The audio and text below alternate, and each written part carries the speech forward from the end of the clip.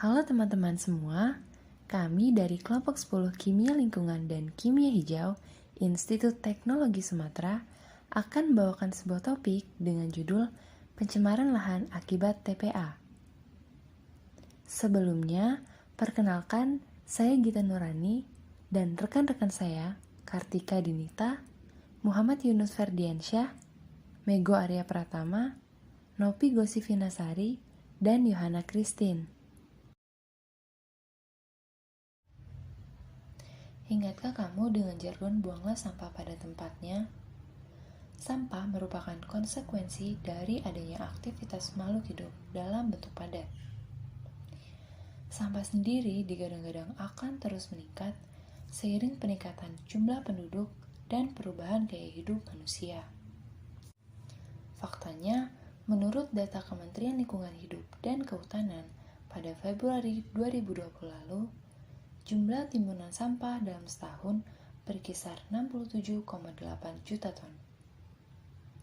Berdasar data tersebut, sekitar 60% sampah diangkut dan ditimbun ke TPA. 10% didaur ulang, 30% tidak dikelola dan mencemari lingkungan.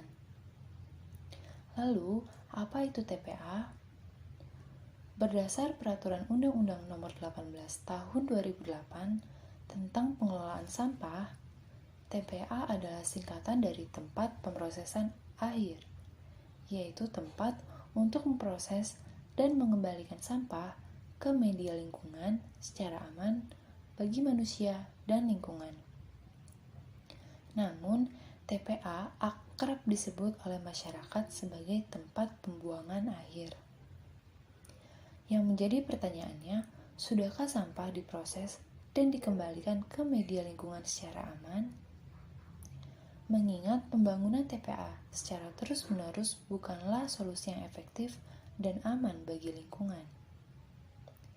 Mengapa demikian? Karena pada kenyataannya, TPA yang seharusnya menjadi tempat pemrosesan akhir malah menjadi tempat penimbunan dan penumpukan sampah. Akibatnya, sampah menumpuk dan menggunung sehingga mengakibatkan dampak negatif bagi lingkungan dan kehidupan manusia. Seperti contoh, timbulnya bau tidak sedap, emisi gas rumah kaca, dan pencemaran lainnya. Macam-macam pengaruh dari kerusakan akibat TPA. Berdasarkan data, ada berbagai dampak negatif yang kemungkinan akan muncul dan berpotensi menimbulkan resiko akibat pembangunan TPA yang tidak dikelola dengan baik. Antara lain, perubahan tata guna lahan, terjadi pencemaran air tanah, air permukaan, pencemaran udara, penurunan jumlah flora di darat maupun di air, penurunan jumlah fauna di darat dan di air, penurunan tingkat kesehatan masyarakat, dan berkurangnya estetika lingkungan. Dari beberapa dampak negatif yang kemungkinan akan terjadi, maka diperlukan suatu penilaian terhadap resiko lingkungan, di mana penilaian resiko tersebut bisa dinyatakan dalam nilai resiko kumulatif maupun secara parsial. Pada sebuah TPA, stresor yang kemungkinan memberikan nilai resiko yang cukup dominan adalah leachate dan timbulan gas yang mengandung zat-zat kimia berbahaya dan dapat menyebar pada beberapa komponen lingkungan seperti tanah, dan air permukaan. Sedangkan dimungkinkan air yang sudah terkontaminasi zat-zat kimia akan dikonsumsi oleh masyarakat ataupun penggunaan lainnya.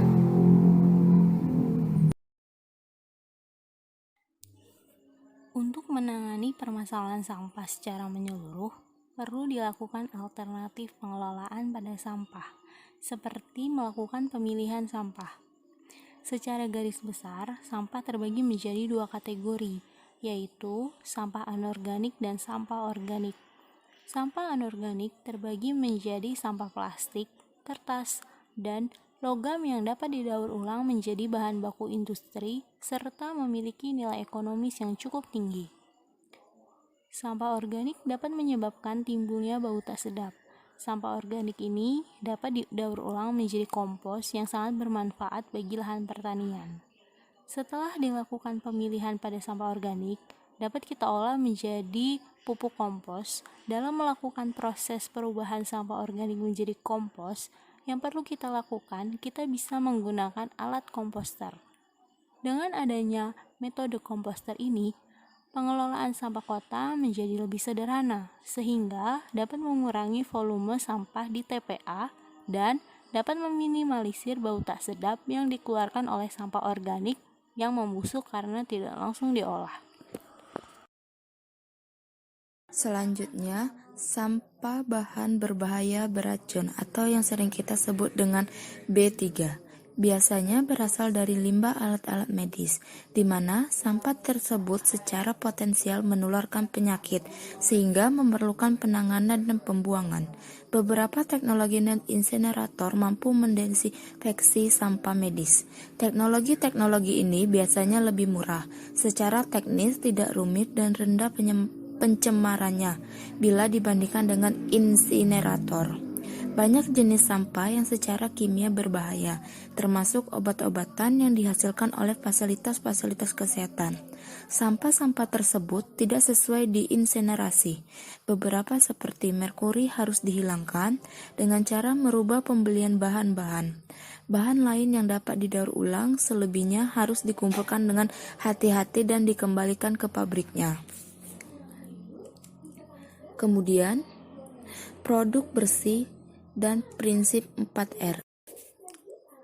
Produk bersih dan prinsip 4R merupakan salah satu pendekatan untuk merancang ulang industri yang bertujuan untuk mencari cara pengurangan produk-produk samping yang berbahaya, mengurangi polusi secara keseluruhan, dan menciptakan produk-produk dan limbah-limbahnya yang aman dalam kerangka siklus ekologis.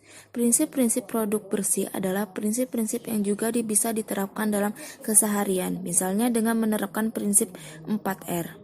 Yang pertama, reduce atau mengurangi. Sebisa mungkin lakukan minimalisasi barang atau material yang kita pergunakan.